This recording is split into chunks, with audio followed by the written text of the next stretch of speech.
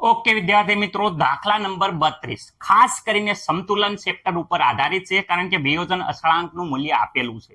Okay વિદ્યાર્થી મિત્રો, એટલે 11મા ધોરણનો કોન્સેપ્ટ તમારે ક્લિયર હોવો જોઈએ. જેને નથી એને અહીંયા પૂરી કોશિશ કરીશ કે દાખલો સમજાઈ જાય, બધી થિયરી સમજાવવાની કોશિશ કરીશ.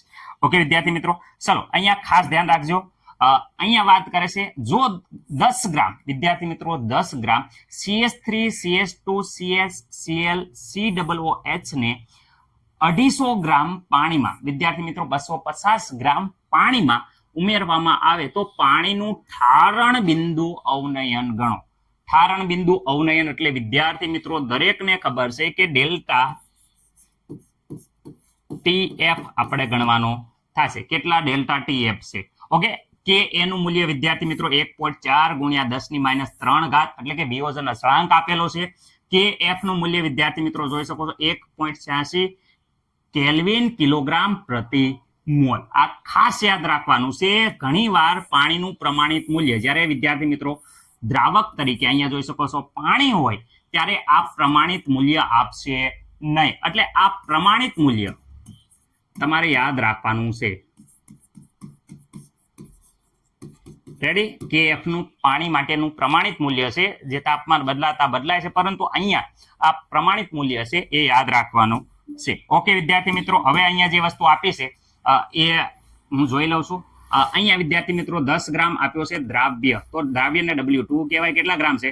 10 ગ્રામ. ઓકે વિદ્યાર્થી મિત્રો, આનો અણુભાર તમારે ગણવાનો છે. તમે જ્યારે અણુભાર વિદ્યાર્થી મિત્રો આનો ગણશો તો અણુભાર મોલેક્યુલર વેટ કેટલો આવશે? તો વિદ્યાર્થી મિત્રો અહીંયા જોઈ શકો છો 122.5 ગ્રામ પ્રતિ મોલ વિદ્યાર્થી મિત્રો આવશે. આટલો આવશે, ખાસ યાદ રાખજો. 122.5 વિદ્યાર્થી મિત્રો ગ્રામ પ્રતિ મોલ. ટ્રાય કરજો એકવાર. અહીંયા ઉતાવળે આપણે આંબા નહીં પાકે એટલે ફટાફટ આપણે કરીએ છીએ. ઓકે, W1 વિદ્યાર્થી મિત્રો W1 બરાબર પાણી. વિદ્યાર્થી મિત્રો દ્રાવક તરીકે પાણી છે. પાણી જેને વધારે હોય એને 1 કહેવાય, ઓછું એને 2 કહેવાય. એ ખાસ યાદ રાખવાનું છે. 250 ગ્રામ. તો વિદ્યાર્થી મિત્રો અહીંયા 250 ગ્રામ આપ્યું છે, પરંતુ આપણે ગ્રામ છે એને કિલોગ્રામમાં ફેરવું પડશે. એટલે અહીંયા 1000 વડે ભાગશું તો વિદ્યાર્થી મિત્રો 2 જોઈ શકો છો અહીંયા 0.250 kg આવશે. આ કિલોગ્રામમાં ફરી જશે, આવશે W1. કેમ? કારણ કે મોલારિટીનું સૂત્ર દરેક વિદ્યાર્થી મિત્રોને આવડે છે. સર શું છે? તો મોલારિટીનું સૂત્ર દરેક વિદ્યાર્થી મિત્રોને ખબર છે. મોલ અપોન વિદ્યાર્થી મિત્રો દ્રાવકનું જે વજન છે વિદ્યાર્થી મિત્રો વજન, એ વજન વિદ્યાર્થી મિત્રો કિલોગ્રામમાં, એટલે મોલ પ્રતિ કેજી. આ મોલારિટીનું સૂત્ર છે. ઓકે, મોલ બરાબર તો બધાને ખબર છે વજન ભાગ્યા અણુભાર. દ્રાવ્યનું એટલે 2 અહીંયા વિદ્યાર્થી મિત્રો દ્રાવકનું વજન એટલે W1 નું વજન, એ પણ વિદ્યાર્થી મિત્રો કિલોગ્રામમાં લેવાનું છે. ખાસ યાદ રાખવાનું છે, કારણ કે આમાં ફેરફાર રહેવો પડે નહીં. ઓકે, W2 અહીંયા જોઈ શકો 10 ગ્રામ. અણુભાર વિદ્યાર્થી મિત્રો 122.5 ગ્રામ. W1 કિલોગ્રામમાં અહીંયા મેળવેલ છે. કિલોગ્રામની જ વેલ્યુ લેવાની, નકર ઉપર 1000 વડે ગુણી દેવાના. રેડી? ખાસ યાદ રાખવાનું છે. ઓકે, અહીંયા વિદ્યાર્થી મિત્રો આ મોલારિટી મળી જશે.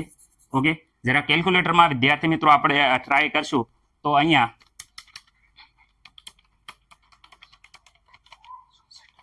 ઓકે અહીંયા આવે છે 0. વિદ્યાર્થી મિત્રો 32.66. રેડી વિદ્યાર્થી મિત્રો? મોલ પ્રતિ કેજી. આવી ગઈ મોલા લીટી. દરેક વિદ્યાર્થી મિત્રોને આમાં કઈ પ્રોબ્લેમ નહીં હોય. રેડી? દરેક વિદ્યાર્થી મિત્રોને આ અહીંયા સુધી દાખલો આવડી ગયો હશે. ઓકે સર, અમને હવે જો અહીંયા પ્રોબ્લેમ થાય છે કારણ કે કોન્સેપ્ટ 11મા ધોરણનો છે. 11મા તો સર અમે આટા જ માર્યા છે. અમને 11મા કઈ ભણવામાં એટલો ઇન્ટરેસ્ટ નથી. આ 12મું બોર્ડ આવ્યું એટલે થોડું ઘણું અમને ઇન્ટરેસ્ટ જાગ્યો છે. ઓકે, અહીંયા વિદ્યાર્થી મિત્રો જોઈ શકો છો કે અહીંયા કે એ વિયોજન અચળાંક બરાબર સૌપ્રથમ નિપજના મોલ જોઈ શકો, હેઠે પ્રક્રિયકના મોલ. પણ સાંદ્રતા કેટલી લેવાની? તો આ વસ્તુ આપણને પહેલા જ શીખવાડ્યું હતું.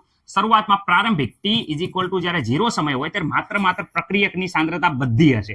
નિપજ કંઈ પણ બની હોય નહીં. ઓકે સર, ફેરફાર વિદ્યાર્થી મિત્રો એનો સહગુણક અહીંયા બધે 1 છે. જોઈ શકો છો 1 તો બધે વિદ્યાર્થી મિત્રો એના સહગુણક C આલ્ફા અહીંયા 1 હોવાના કારણે આગળ 2 બગડો નહીં લખવાનો. C આલ્ફા જેટલો ઘટાડો થાય. તમને ખબર પ્રક્રિયા ઘટે અને નિપજ વધે તો અહીંયા નિપજમાં વધારો કરવાનો. આ એટલો વધારો થાય.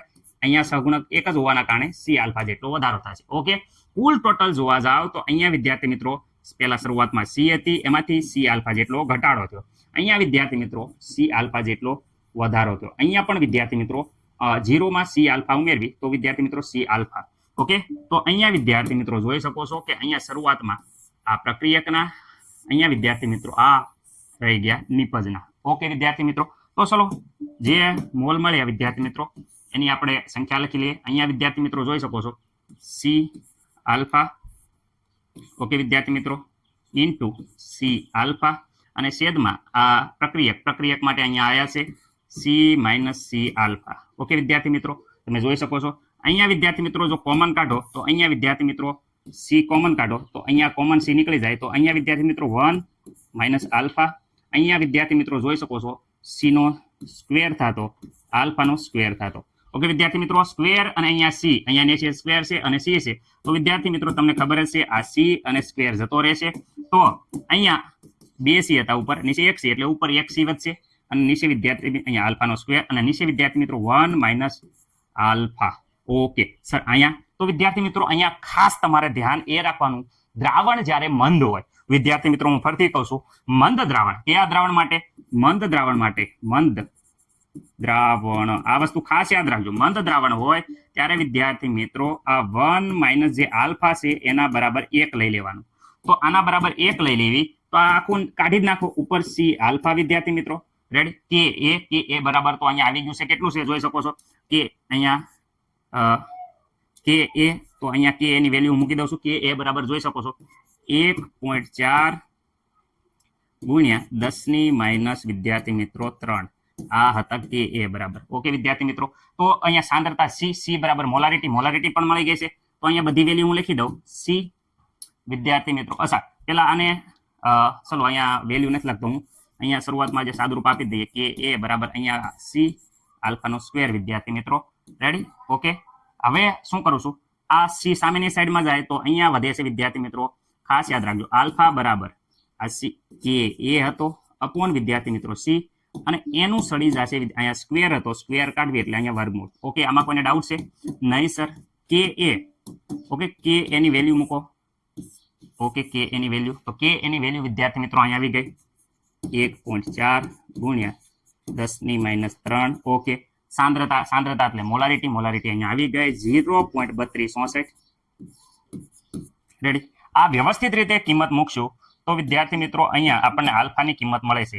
કેટલી મળે છે? તો અહીંયા વિદ્યાર્થી મિત્રો આલ્ફા, આ જે આલ્ફા આવજો, આલ્ફા બરાબર અહીંયા સાદુરૂપ આપશો તો વિદ્યાર્થી મિત્રો તમારે આવે છે 0.0755. એકવાર કેલ્ક્યુલેટરમાં તમે ટ્રાય કરી જોજો વિદ્યાર્થી મિત્રો. કાંઈ ભૂલ હોય તો ખાસ વિદ્યાર્થી મિત્રો જણાવજો. આ આપણને આલ્ફા મળે છે. ઓકે, આન્સર નહીં સર, આન્સર નથી, આ તો આલ્ફા મળે. હવે શું કરવાનું વિદ્યાર્થી મિત્રો, ખાસ યાદ રાખજો. અહીંયા આગળ વિદ્યાર્થી મિત્રો આપણે અહીંયા આલ્ફા મળી ગયો છે. આલ્ફા ઉપરથી આપણે અહીંયા ગણવાનો છે વોન્ટ ઓફ અવયવ, જો પાણીનું ઠારણ બિંદુ ગણવાનું છે. તો અહીંયા ઠારણ બિંદુ માટે વિદ્યાર્થી મિત્રો આ મળી ગયું, એના ઉપર સૌપ્રથમ વોન્ટ ઓફ અવયવ ગણવો પડશે. કેમ? પાણી ઠારણ બિંદુ, તો પાણી ઠારણ બિંદુ બરાબર તો બધાને ખબર છે IKF × M.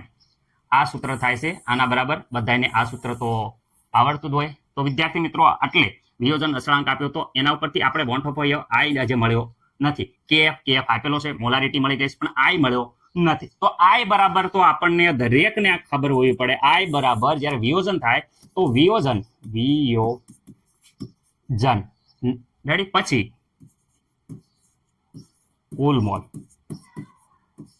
રેડી, વિયોજન પછીના કુલ મોલ, અને અહીંયા શરૂઆતના મોલ,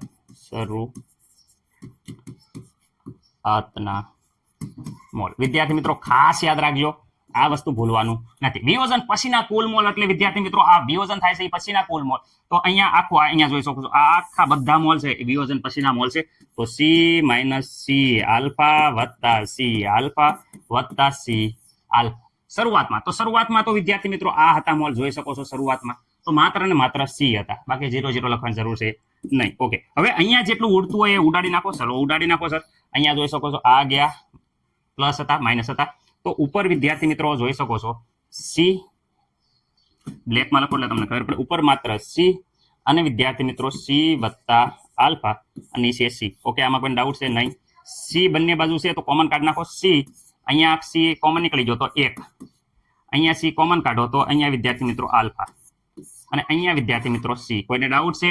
નહીં સર, અમને કંઈ ડાઉટ નથી. આ સી જતા રહેશે. અહીંયા આઈ બરાબર આવે છે, તો વિદ્યાર્થી મિત્રો અહીંયા આવશે આઈ બરાબર 1 પ્લસ આલ્ફા.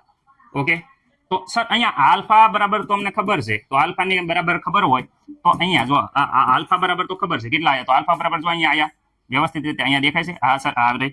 તો આલ્ફા બરાબર અહીંયા વત્તા કરીને આપણે કિંમત લખી નાખીએ છીએ, જે આલ્ફા બરાબર આવ્યા આલ્ફા બરાબર આવ્યા 0.0655. તો અહીંયા આઈ બરાબર આવે છે 1.0655. આ મળી ગયો વનઠપ અવયવ આઈ. ઓકે સર, વનઠપ અવયવ આઈ હાટુ આટલી બધી માથાકૂટ કરી. ઓકે, હવે વિદ્યાર્થી મિત્રો ખાસ યાદ રાખવાનું છે શું, તો વિદ્યાર્થી મિત્રો અહીંયા હું કહેવા માંગુ છું કે આપણે delta TF is equal to I into KF is equal to M. I બરાબર તો જે આપણે મેળવી દીધા વનઠપ અવયવ 1.0655 ગુણ્યા KF 1.86. Molarity is equal two તો અહીંયા આપણે જોયું છે 0.3264. જો અહીંયા જોઈ શકો છો મોલારિટી 0.3264. બધાયનો જવાબ આપણને ખબર છે ડેલ્ટા TKF બરાબર. આ સંપૂર્ણ સાદરૂપ મેળવશું તો વિદ્યાર્થી મિત્રો તમારા કેલ્ક્યુલેટરમાં જવાબ આવવો પડે 0.65 કેલ્વિન. ઓકે, દરેક વિદ્યાર્થી મિત્રોને આશા છે કે ખબર પડી ગઈ છે અને દાખલામાં મજા આવી ગઈ છે, કારણ કે વિદ્યાર્થી મિત્રો આવા દાખલા ખાસ બોર્ડની પરીક્ષામાં પૂછાય છે, ઇમ્પોર્ટન્ટ છે.